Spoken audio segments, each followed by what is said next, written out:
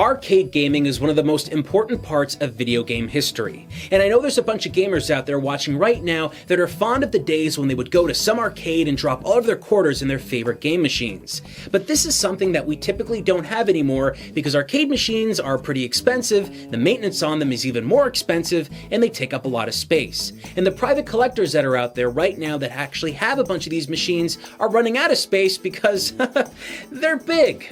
But there's a company out there called Arcade1Up that sent us something that they just made. This product is supposed to be the exact experience that you would have gotten from a full-size arcade machine, but just kind of smaller.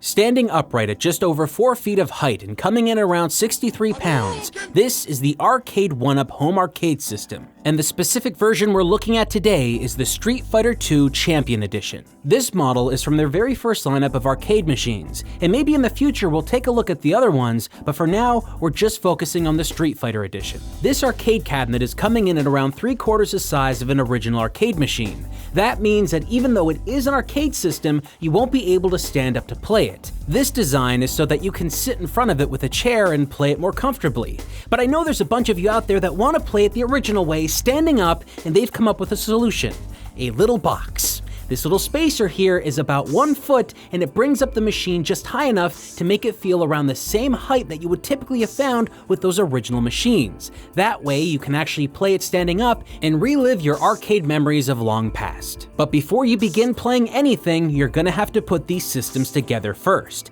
You see, when you get them from the store or when they ship it to you online, they're gonna come in a box that's in pieces. Now this is something that I'm actually okay with, because typically if you were to be shipping around even a 3/4 scale arcade cabinet, it might take up a lot of room that you might not have in your vehicle. But personally, I found it really fun. Building an arcade cabinet is something that many of us have probably never done before. It kind of feels like big kid Lego, or maybe some IKEA furniture that at the end turns into an arcade cabinet. It's actually pretty cool. The whole process took me about an hour with a screwdriver, and it really wasn't too difficult. I only had one issue when I was building everything, and that was that there was a lot of dust on the screen. And all I really had to do there was just take it apart and clean it out. It was pretty fast and easy to do. If you can put together a pretty basic office desk from IKEA, you're pretty much dealing with the same kind of difficulty, which really isn't much. And even though this is an electronic device, you might be assuming that there's a lot of cables inside. Well, there isn't. In fact, the entire inside of the arcade unit is pretty hollow. All you really have to worry about is one ribbon cable that plugs up from the monitor to the arcade controls, and the second wire acts as a port extension so that you can plug up a power supply directly to the wall and get power. It's really that simple. But that simplicity is what sets it apart from the original arcade machines. You won't be dealing with a CRT screen on this one because now you have a 17-inch flat 4x3 LCD screen. It's bright, it's colorful, it's crisp, and it's detailed. These are the exact qualities you would be looking for in an arcade monitor. There's no way to adjust any of the settings on the screen, but what they have presented here seems to be clean enough that I really wouldn't have wanted to change it anyway. Because this system is using a flat LCD screen, they're capable of putting the screen directly against the plastic bezel on the front of the arcade unit itself. That means there's no gap that you would have seen typically with a CRT screen. This also means that no matter where you're standing in the front of this arcade machine, you always have a great view of the game itself. And as for the games on this system, well, you're getting 3 Street Fighter games.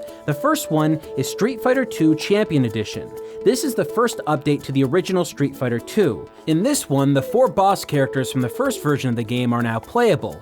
You also have the ability for 2 players to choose the exact same character, but with alternate colors, and there's also some art assets that were redrawn and a couple character balances. While you don't get the original release of Street Fighter II in this cabinet, the Champion Edition, in my opinion, is a far better version to be playing. The second game in the collection is Super Street Fighter II: The New Challengers. This was the very first Capcom game that was made for the CPS2 hardware. This release of Street Fighter II features new character animation frames, a brand new attract screen, and all new audio that was remade specifically for this release. You also get 4 new characters: T-Hawk, Cammy, Fei Long, and DJ. And to outdo the previous entry's limited alternate color scheme, you now get to choose between 8 selectable color schemes per character in this release. And the third and final game you'll find in this arcade cabinet is Super Street Fighter 2 Turbo. This one plays faster than the previous Street Fighter entries, but it also has a couple of additional features, like super combos. Each character has one, and you can use them when your gauge fills at the bottom of the screen,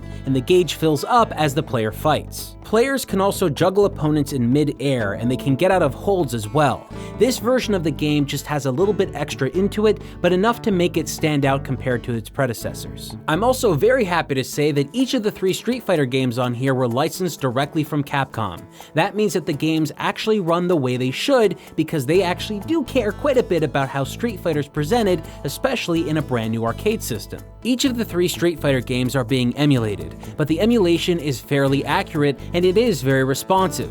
In fact, I would be hard-pressed to say anyone would be able to notice a difference from playing the original arcade machine and playing one of these. Each of the 3 games appears to be running the original arcade ROM file set to free-to-play.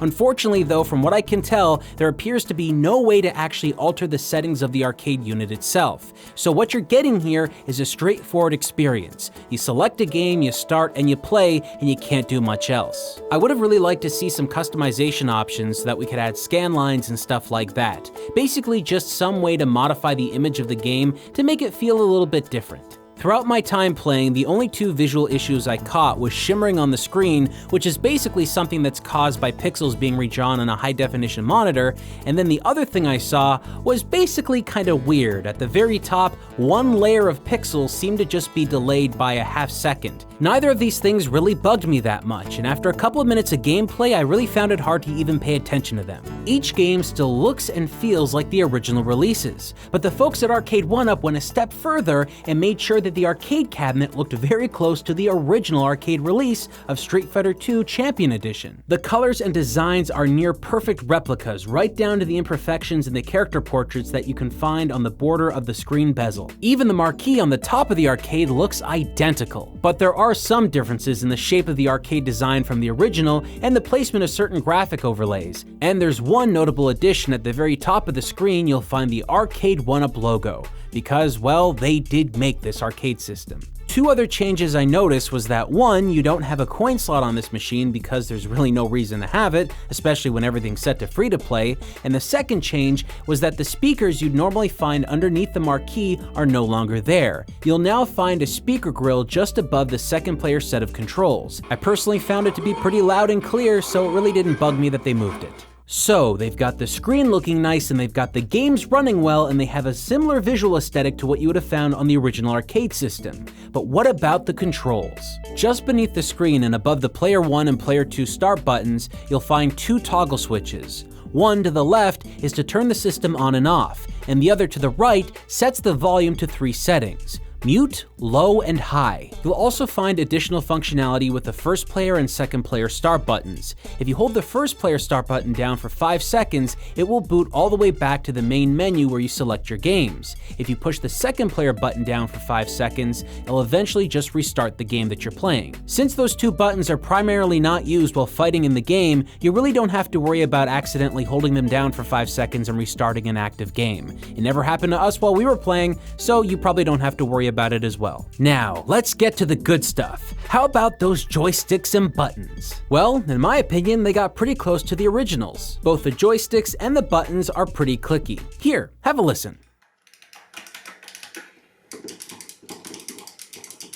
Everything feels pretty well made, and the only difference I could really find was that the joysticks had a little bit of extra play that you typically wouldn't have, but it really doesn't harm the way you play or anything once you get used to it. It makes me really happy to see that they retained the original layout for the controls from the original arcade release. Both Player 1 and Player 2 controls are spaced out just enough so you're not really bumping into one another, even though the arcade system itself is fairly smaller than the original. For more than a few gamers out there that have never actually played an original Street Fighter arcade system, they've probably played the games on home consoles, but unless you've had an arcade stick to plug into those systems, you typically kinda lose out on not having the 6 face buttons. So with this controller design, it just works a lot better when you're playing this game. As best as I could tell, there was virtually no lag with any of the movements. It really felt very close to the original arcade release. If it wasn't obvious yet, I really enjoyed the experience playing these games on this arcade system. The one feature that this thing is missing that I really feel it should have had was some ability to expand the games, but unfortunately, as far as I could tell, there was simply no way to expand the games or have any access to the computing components inside. But while reviewing and playing the system, I came across a sudden realization that kinda shocked me. I think I prefer this to an original Street Fighter II arcade cabinet. Not only does it weigh less, not only is it smaller, and not only is the price a lot less, it's also portable. You don't need to worry about repairing the CRT screen, and because it is a much newer system, it's likely gonna last a lot longer, and it also has multiple games built into it. If you're a big fan of arcade games and really like Street Fighter, I simply can't recommend this system enough. Arcade 1UP has done an amazing job at capturing the essence of Street Fighter II and turning it into a system that almost anyone can bring home. I think one of the things that really excites me about these miniature arcade cabinets is that it's going to be the very first time that many gamers out there have had the ability to bring that full arcade experience actually home. Because the large arcade cabinets were just so big they couldn't fit in their houses or maybe their tiny apartments. So if you happen to find one of these out in the wild, you might want to pick it up.